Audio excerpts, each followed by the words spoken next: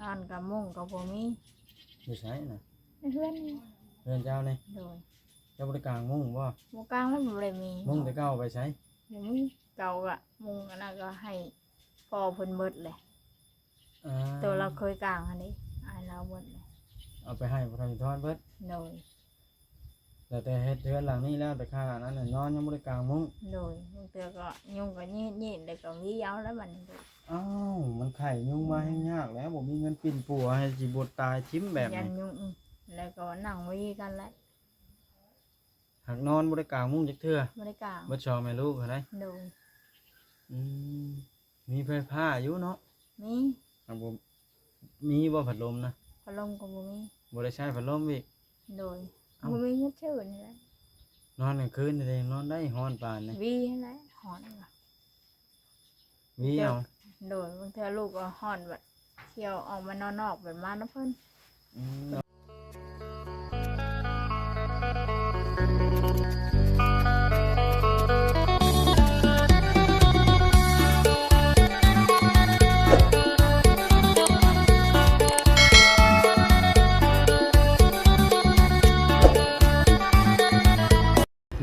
พี่น้องเปิดภาพขึ้นก็ได้อยู่บ้านโพนสว่างหลังจากที่เฮามาแต่หาท่านหมอพี่น้องมาฮอดทางดำเกิดสีไปแว่เบิ่งมันสาวแตงอ่อนก่อนพี่น้องเอ้ยโอ้โหเพิ่นสิอยู่หรือบ่ได้ก็ยังบ่ฮู้เอาก็มาฮอดก็บุกเข้าไปเลยพี่น้องเอ้ยโตทางมันก็สิเปื้อนประมาณนี้แหละเข้ามาเพราะว่ามันอยู่ทางระบายของน้ำคนโอ้มันแห้งแน่แล้วพี่น้องต้องบุกเข้าไปเด้นี่โอ้โหสิอยู่หรือบ่ต้องไปเบิ่ง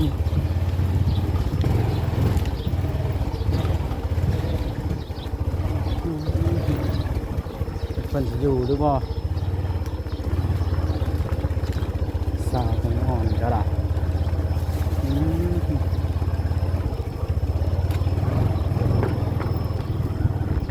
มาจอดอยู่นี่พี่น้องเข้าหัวแล้วบ่ได้ตัวทางนั้นมืดฝนมาแล้วพี่น้องมืดฝนถ่ายแล้วหรือบ่พี่น้องเอ้ยโอ้แม่ตู้ยังไปสะพานคณะนะสร้างเป็นแท้น่ะคนเฒ่าปานคณะบาดมาเห็นเป็นแห่งนักหนาพอสมควรคนคือว่าหลายปีแล้วจอดรถลงมาเบิ่งก่อนนี่งัวชาตะงอนคือสิบุมีหยังเข้าได้แล้วล่ะพี่น้องงัวควายเข้าบ่ได้แม่ตู้ยังปานคณะนะสบายดีแม่ตู้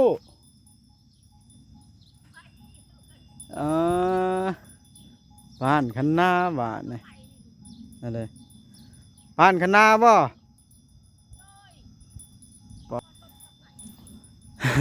เอาซ้อมเมื่อยหน่อยเด้อพี่น้องเข้าไปหาแตงอ่อนก่อนสิอยู่บ่หรือว่าจังใดรถเขาจอดไว้อยู่นอกพัวพี่ละ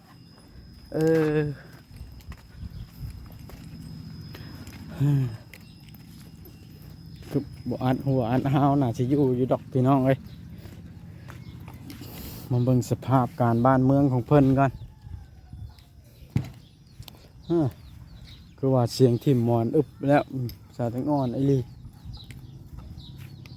คนปลูกอันเด้งัวสาทั้งอ่อนอันนี้สบายดีโอ้อยู่เพื่อนเฉยมานี่เนาะบ่ได้ไปเล่นกลางบ้านบ่จังไม่ได้ไปบ่ได้ไปซ้ำโอ้โธ่ว่าธรรมดาอยู่ซะนะไปได้หมู่ไปเสียหญ้ามุงหญ้ามันคือบ่ไปไม่ได้ไปบ้านนี่ก็พอได้ชื่อไปบ่วานนี่ไปวานนี่ไปแต่วานนี่เจ้าบ่ได้ตัวข่อยบ่บ่ได้ตัวมื้อเท่าไรกับเจ้าจางมื้อละแสนมื้อละแสนโดยไปมื้อนี้คือบ่ไปซะเขาบ่ได้เอาแต่มื้อเดียว เขาจ้างมื้อเดียว โดย ไปเชียร์อยู่ไสน่ะ อยู่ดง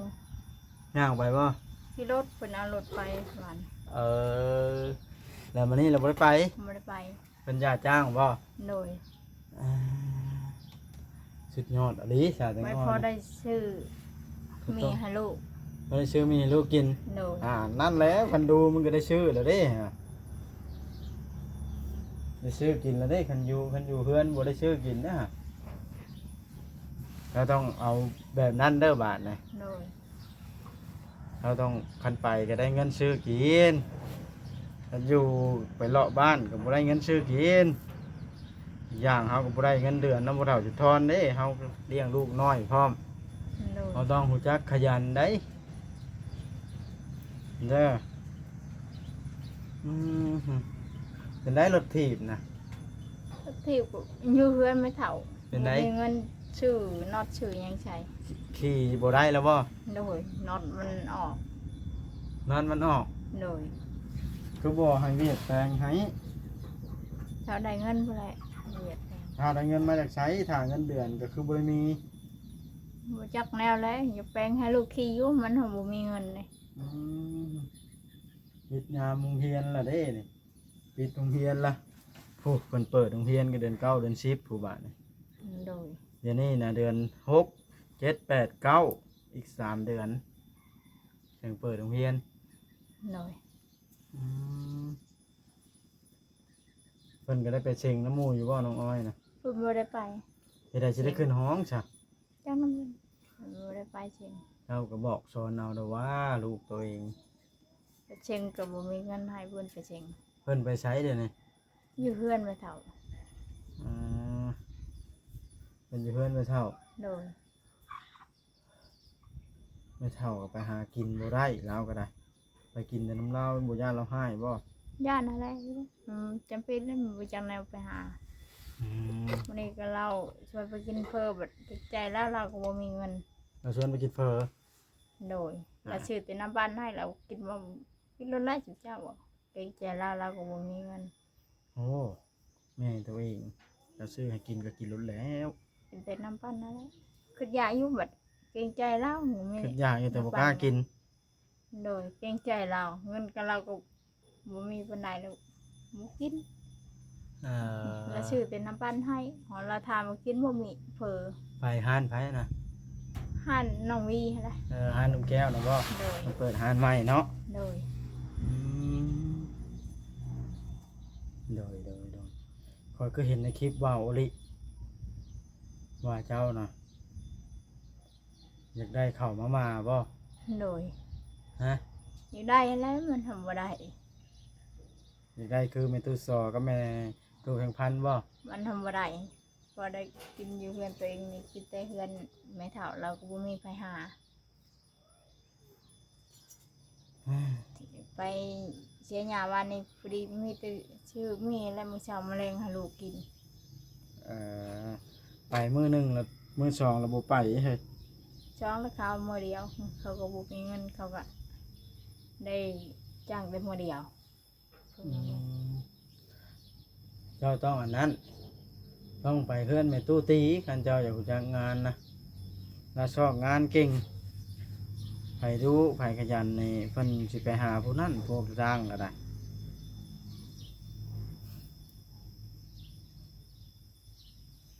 อืมได้มื้อละแสนเนาะ โดย ไปเสียหญ้ายาง สิหยามันอันนี้วัน เสียหญ้ามันต้น โดย จังโมงเลิกนะ 4 โมง 4 โมงแรง โดย คือเลิกแต่เว้นแห้งแท้น่ะ บ้านเดียวกันนะ ปกติ4 โมงแต่เว้นยังเพียงไปไหมเดี๋ยวนี้ก็สิฮอด4 โมงแล้วเด้นี่แต่เว้นยังถึงสูงเลย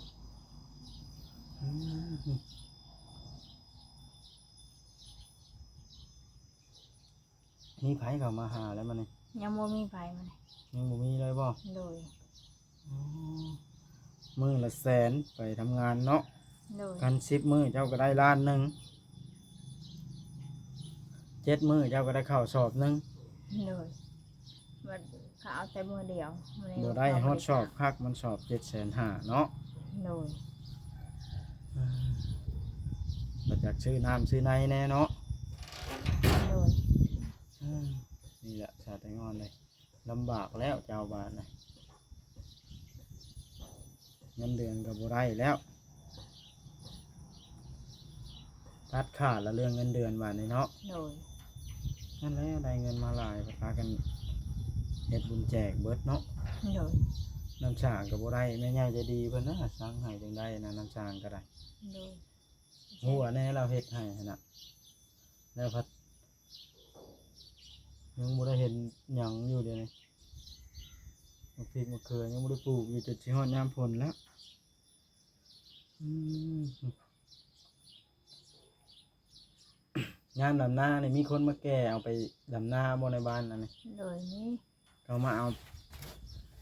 มาแก่เอาไปดำเนาะ โดย เอารถมาโต้งเอาตอนเช้านะ โดย เช้าก็ไป ไป บ่ได้กินข้าวน้ำเพิ่น โดยบางเทื่อก็ผู้เคยหรือเคยยังเคยไปแล้วพวกเขาให้เจาะเอาข้าวแล้วมากิน อืม ผู้เคยไปนาเพิ่นเลยจ้ะ อืมอืมอืมอืม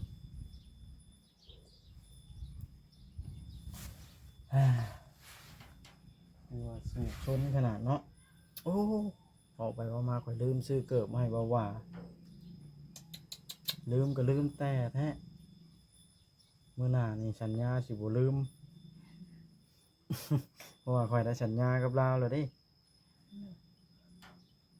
ไปห้านเกิบข่อยซื้อไว้ก่อนบาดนะเห็นบ่ว่าถือตีนเป็ดมาหึงแล้วเนาะ โด ท ย นแล้ว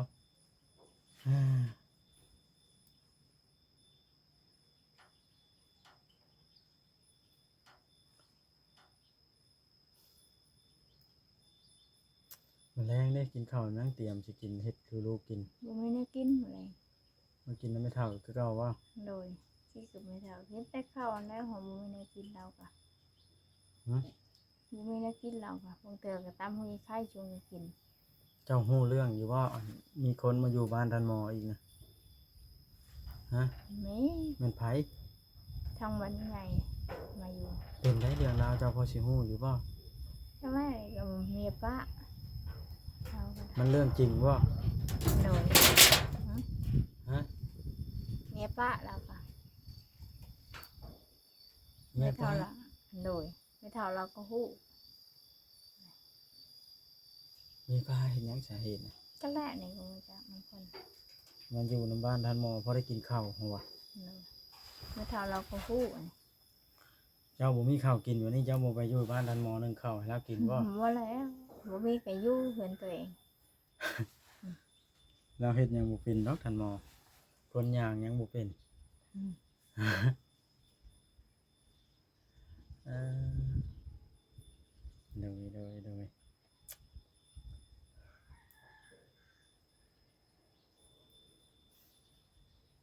ถือว่าพอสมควรเนาะชาติงอน โดย มื้ออื่นได้สิไปบ่เสียหน้ามัน บ่ได้ไปเพื่อนบ่ได้มาบอกเพิ่นบ่ได้มา ถ้าเพิ่นมาบอกก่อนเนาะ โดย มื้องานการก็อึดเนาะ โดย ขนาดบ่าวจะรันเรายังอยู่3พี่น้องเจ้าฮู้จักบ่ โอ้ เจ้าได้หยังฮู้เรื่องเขา ฮู้แล้วอันนี้ก็แม่ก็ไปอยู่น้ำผัว เออถ้าจะรันนั่นได้ โดย ถ้าจะรันกับน้องลาวได้ โดยฮู้แล้วนี่ อืมโดย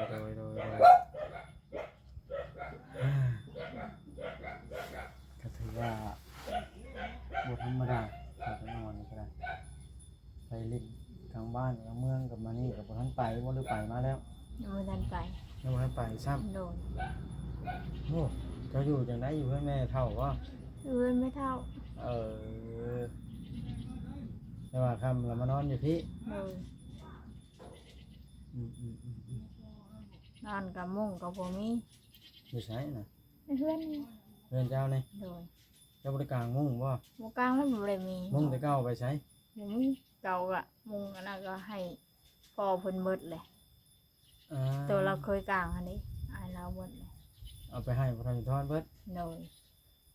แ แล้วแต่เฮ็ดเรือนหลังนี้แล้วแต่ค่านั้นน่ะนอนยังบ่ได้กางมุ้ง โดยบางเทื่อก็ยุงก็ยีดๆแล้วก็วีเอาแล้วมันโดย อ้าวมันไข่ยุงมาให้ยากแล้วบ่มีเงินปิ่นปัวให้สิบ่ตายชิมแบบ ยั นี้ นยุงแล้วก็นั่งวีกันแหละ หากนอนบ่ได้กางมุ้งจักเทื่อ บ่ได้กลาง บ่ชอแม่ลูกเท่าได โดย อืมมีไฟฟ้าอยู่เนาะ มี หากบ่มีบ่พัดลมนะ พัดลมก็บ่มี บ่ได้ใช้พัดลมอีก โดย เอ้า บ่มีเงินชื่อนี่แหละ นอนกลางคืนนี่ได้นอนได้ฮ้อนปานนี่ วีนั่นแหละหอนว่ะ วิเอา โดยบางเทื่อลูกก็หอนแบบเที่ยวออกมานอนนอกแบบมาน้ำเพิ่น นอนนอกแฮงยุงครบแล้ว วีเอา โอ้สาวแตงอ่อนสร้างเป็นแทบบาดนะขาดเขินหลายอันแท้เนาะ โดย เราจะทอนบ่อยู่โอ้มุงแพงได้มุงด่างละ400,000พุ่นมันด่างใหญ่ขอยซื้อมันจังนอนได้หลายคนมันนอนมุงน้อยบัดหมุนมัดมันฮ้อนมันมีพัดลมใครแน่เนาะเปิดใช้เพราะได้อันยุงบ่ครบบ่มีมุงก็ได้ โดยวีเอาแล้วกลางคืน วิเอา โดยบางเทื่อก็ดึกบางเทื่อ12 โมงก็ยังไม่ทันนอนวียันยุงครบลูก นี่แต่ว่าเจ้าสู่ชนเอาแล้วสาวแตงอ่อนเลยเรื่องเลี้ยงลูกเลี้ยงเต้าทำการทำงานก็ได้เจ้าเป็นแม่เลี้ยงเดี่ยวล่ะ โดย กระเถาจนท้อนกับโบอยู่ล่ะโบจะขึ้นหาพ่อน้องอ้อยมาเลี้ยงน้องอ้อยบ่ บ่ได้ ฮะ หนูทันอยากได้ เอาไปมาอย่าบ่เขาบ่แพงลูก ยันกับโบแพงกระเถาจนท้อนคือกระเถาจนท้อนเนาะ โดย เป็นชนเอามากอะคันเขาเป็นดูมันกับพาเฮ็ดพาสร้างขายอยู่เนาะ โดย เอาคนมีไห้มีนาเนาะ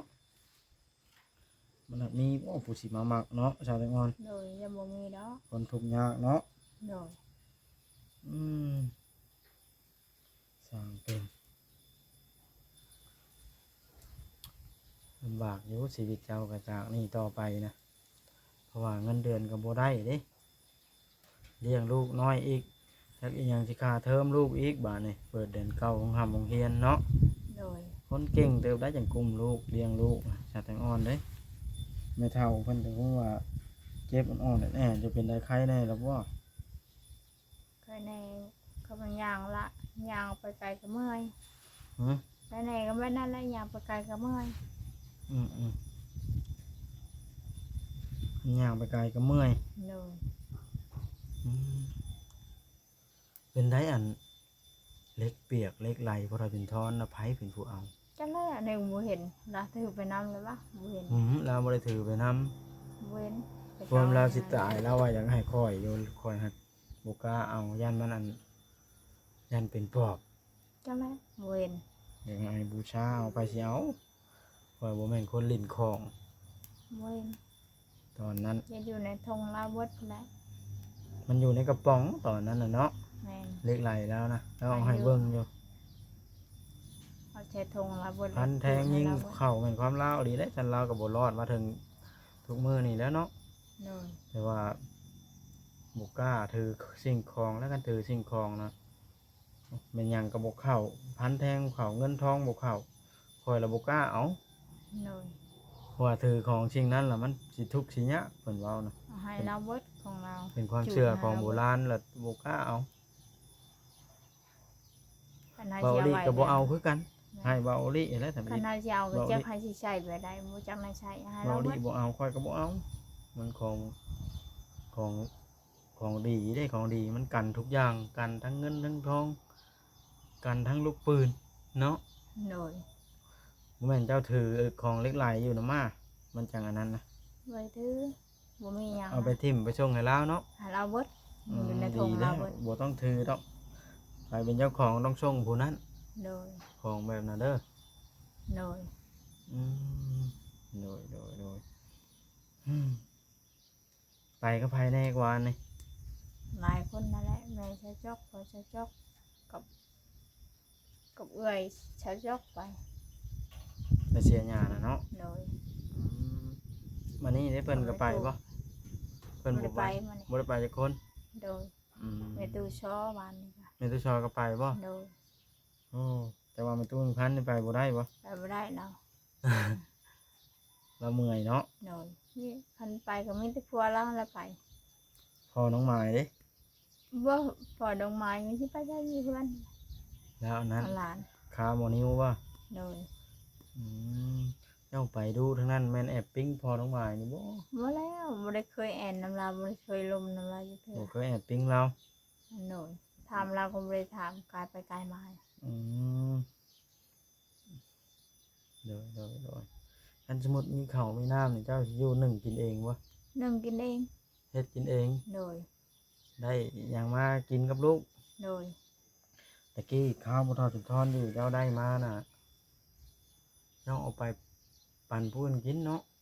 บ่ได้ปั้นลุงเถือกอ่ะเขาบ่มีข้าวว่าน้ บัด ำ นี้ พอ เด้ น้องอ้อยนั่นแหละ เจ้าสิเอาไปปั่นบ่บัดนี้ บ่ได้ปั้นแล้วไว้ตัวเองกินเถือบ่มีข้าวแบบว่าน้ำพอน้องอ้อยอะเอามีไปเปลี่ยนข้าวนับไปแล้วแม่เราอ่ะ อืม ว่าไปเปลี่ยนข้าวว่าบ่มีข้าว โดยอืม คันเฮาไปเปลี่ยนข้าวไปยังหาถามราชกรยังได้ไปเปลี่ยน ฮะ ว่ากันไปเปลี่ยนข้าวเปลี่ยนหยังก็ไปถามราชกรยังได้เปลี่ยน ตามมันไผ พอน้องอ้อยนี่แหละ ถามเรา ตะกี้เนาะ โดย แล้วก็บ่ได้เข้าพันบ่ของมื้อนี่ บ่ได้พัน เลขก็บ่พันบ่เจ้าน่ะเลขออกได้มานี่ พันแต่เธอเดียวเท่านั้นแหละเราบอกอ่ะ ฮะ พันแต่เธอเดียวนั่นแหละเท่านั้นแหละ เพิ่นบ่ได้ซื้อเลขเป็น10งวดล่ะซื้อแต่ข้าวอันท่านหมอบอกข้าวนั้นบ่ถูกแล้วลาบเบิดหลายเติบ ชื่อแต่มือเราบอกอันนั่นแล้วหนุกอ่ะบัดชื่อบ่เป็นบ่เข้าแปลแล้วบัดบ่ได้ชื่อบ่มีเงิน ชื่อเลขนกหยัง 4884ค่ะ แล้วมานี่เด้ วันนี้บ่ได้พันหยังบ่จังนะชื่อเป็นหมักเลขเอียน มักไปเฮ็ดหยังเล กั ข บเล เรี ข ยน กุ้งชื่อเนี้ยหมักเลขชื่อของบ่มีเงินซื้อหรอกหมักชื่อเลขเอียนกับเลขกุ้งแค่นั้น เอ้าโอเคชาแตงอ่อนได้จังไดก็สู้เด้อข่อยสิมื้อก่อนมันค่ำละ โดย เด้อ โดย มีแต่ว่าเพิ่นเฮ็ดการเฮ็ดงานก็ไปนำเพิ่นเอาส่วนบ่ได้เงินมาซื้อมีซื้ออันนั้น โดย กินสู่ลูกสู่เต้ากินเด้อ โดย เงินดำเงินเดือนนะก็บ่ได้แล้วเด้ บ่ได้ บ่ แล้ว คือแต่เก่า แม่น แต่เก่ายังพอใช้เงินเดือนเนาะ โดย เดือนพอทอจุดทอนเนาะ โดย โอเคอยู่ดีมีแห้ง โดยสบายดี